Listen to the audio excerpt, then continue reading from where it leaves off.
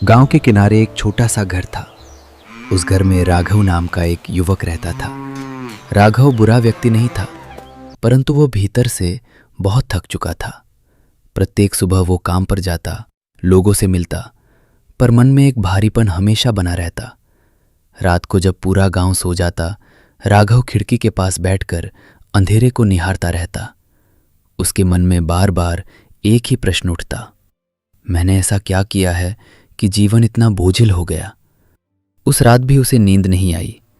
बिस्तर पर लेटे लेटे उसका मन लगातार बोल रहा था, तू योग्य नहीं है, सब आगे बढ़ गए हैं, तू पीछे रह गया, तेरा भविष्य अंधकारमय है।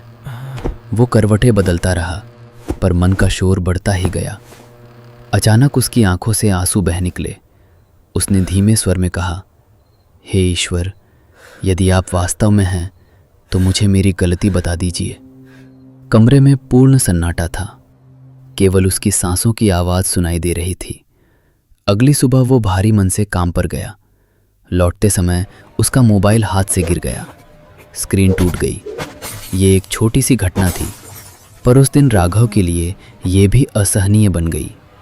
वो सड़क के किनारे बैठ गया। लोग आते जाते रहे, पर किसी ने उसकी ओर ध्यान नहीं दिया। तभी उसकी दृष्टि सामने दीवार पर लगे एक पोस्टर पर पड़ी, शांति बाहर नहीं, भीतर होती है। राघव ने उस पंक्ति को पढ़कर लंबी सांस ली। उस रात राघव ने कुछ अलग करने का निश्चय किया।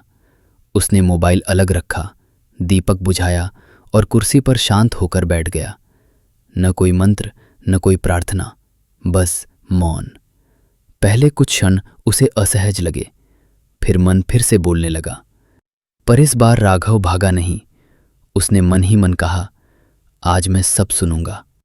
कुछ समय पश्चात एक बहुत हल्की पर स्पष्ट आवाज उभरी, तू इसलिए नहीं थका है कि जीवन कठिन है, तू इसलिए थका है क्योंकि तू अपनी सोच को थामे नहीं रख पा रहा। राघव चौंक गया। ये आवाज बाहर से नहीं आई थी, ये उसके भीतर से उठी थी। उसकी आंखें स्वतः बंद हो गईं। वो आवाज फिर बोली, तू केवल शरीर नहीं है, तू केवल समस्याओं का समूह नहीं है, तू एक शांत आत्मा है जो अपनी पहचान कुछ समय से भूल गई है। राघव की सांसें गहरी होने लगी, हृदय हल्का महसूस हुआ। पहली बार उसे अनुभव हुआ, शांति कोई वस्तु नहीं, एक अवस्था है। अगली सुबह राघव ने बड़े बड़े वचन नहीं लिए। उसने केवल एक छोटी सी आदत अपनाई। प्रतिदिन सुबह 2 मिनट बस स्वयं से कहना, मैं शांत हूं, मैं सुरक्षित हूं, मैं अकेला नहीं हूं। न कोई चमत्कार हुआ, न परिस्थितियां बदली, परंतु उसकी प्रतिक्रिया बदलने लगी। अब जब कोई बात बिगड़ती, राघव तुरंत क्रोधित नहीं होता। जब काम में विलंब होता, वो स्वयं को दोष नहीं देता। लोग कहने लगे, तू पहले से अलग लगता है। राघव मुस्कुरा देता, क्योंकि वो जान चुका था परिवर्तन बाहर नहीं, भीतर हो रहा है। एक रात फिर वही खिड़की, वही अंधेरा, पर इस बार राघव अकेला नहीं था। उसके साथ उसकी शांति थी।